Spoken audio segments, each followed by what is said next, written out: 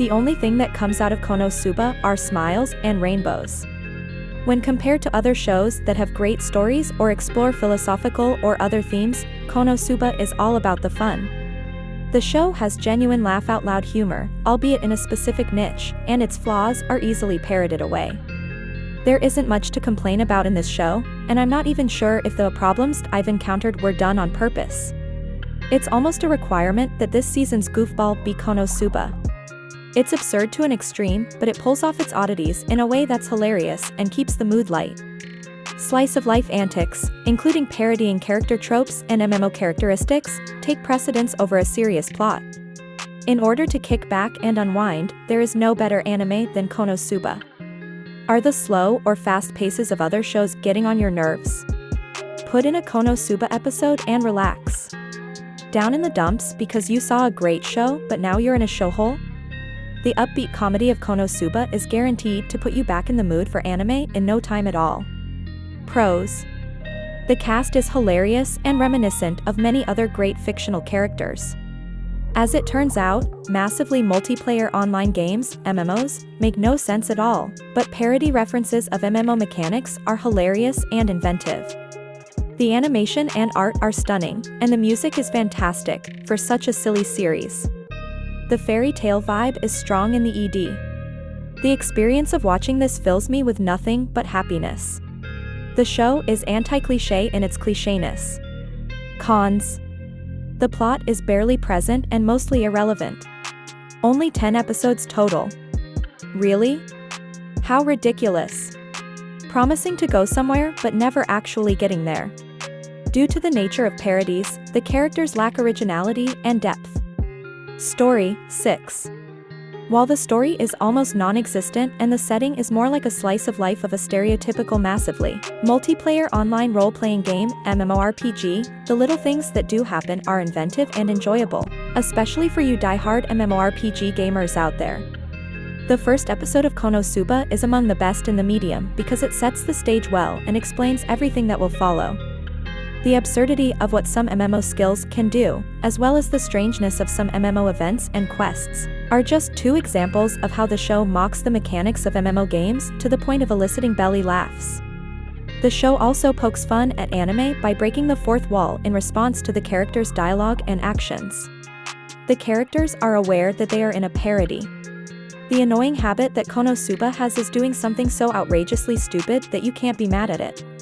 The show's creators clearly enjoy the absurdity they've created, and that only helps the show rise to new heights. Funny things happen when Konosuba does what it likes to do, which is to circle back around.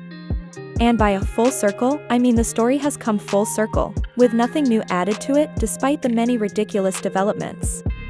And yet, as the episodes go on, you get the impression that the characters are growing closer to one another. It's a bond that may be unhealthy, but it's there nonetheless. However, the story is derailed by their growing closeness. Similar to parkour, Konosuba takes the craziest, most outlandish path possible to get where it wants to go, except it never actually arrives. Art, 8. Konosuba demonstrates that even comedic anime can have well-produced art and animation. The visuals are stunning, the moving DNA, in particular, is pretty neat, and the animation is smooth.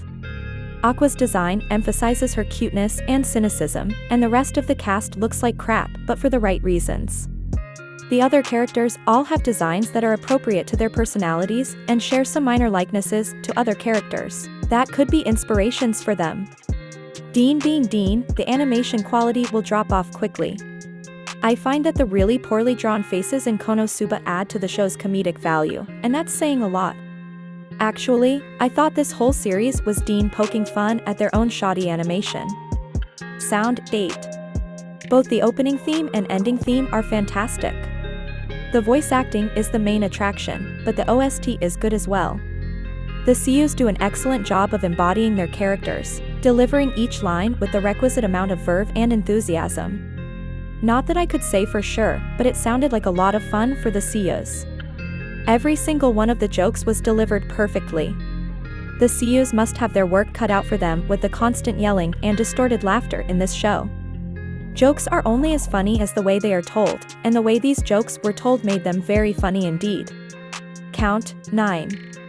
The outrageous antics of the cast are what really sell this production. Each persona expertly parodies a different stereotype.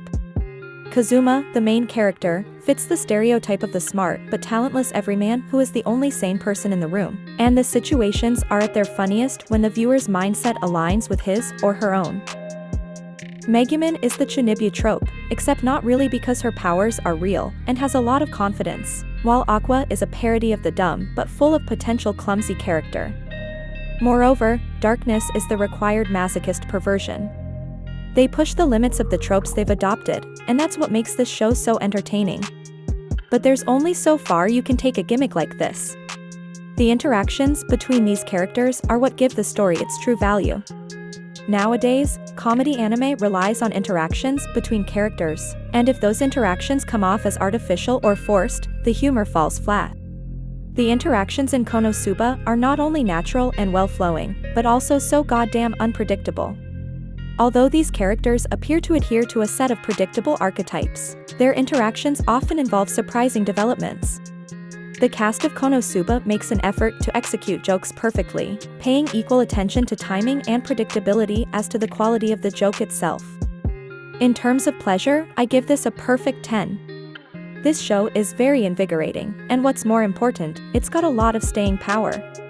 It's a model of a show that succeeds at both entertaining and moving its audience. As a whole, 8. What a delightful show to binge on. If you want to sit back and enjoy whatever is presented to you without having to put any thought into it, this show is for you. It's true that many anime viewers are looking for a story with some sort of forward momentum, and Konosuba's plot isn't exactly that, but I still urge you to give it a shot. In a nutshell, this show is what you get when you remove all the seriousness from SAO and replace it with jokes. I hope Season 2 is as glorious and outrageous as the first. It's a fun, breezy show that I don't feel like weighing down with a serious review. In essence, it's just a joy to watch because of how charming and entertaining it is.